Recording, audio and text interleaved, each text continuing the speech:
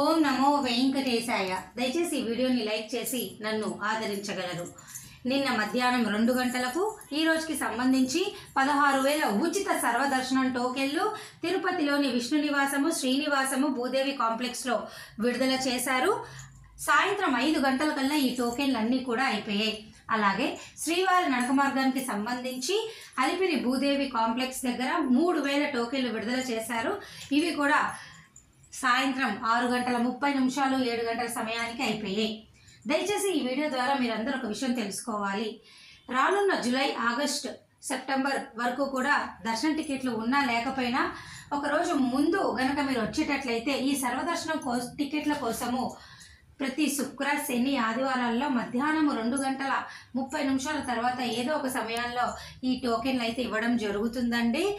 నార్మల్గా అయితే సాయంత్రం 4 గంటలకు ఇస్తారు, కానీ శుక్ర, శని, ఆదివారాల్లో అయితే 2 గంటల తర్వాత ఏదో ఒక సమయానికి ఇవ్వడం జరుగుతుంది.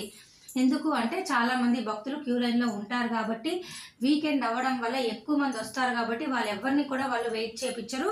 వచ్చిన వాళ్ళకి ముందుగా టికెట్లు ఇచ్చేస్తారు. ఓకేనా? అలాగేనండి. మరొక ముఖ్యమైన విషయము, శ్రీవారి నడక మార్గము, అలిపిరి నడక మార్గం వద్ద టోకెన్లు ఇవ్వరు.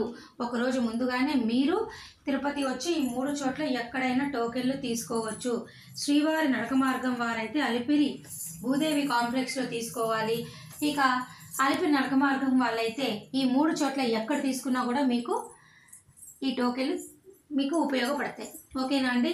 ప్రస్తుతానికైతే అలిపిరి నడక మార్గము ఉదయము 5 గంటల నుంచి రాత్రి 9:30 వరకు తెరిచి ఉంటుంది. శ్రీవారి నడక మార్గము ఉదయము 6 గంటల నుంచి సాయంత్రం 6 గంటల వరకు మాత్రమే తెరిచి ఉంటుంది.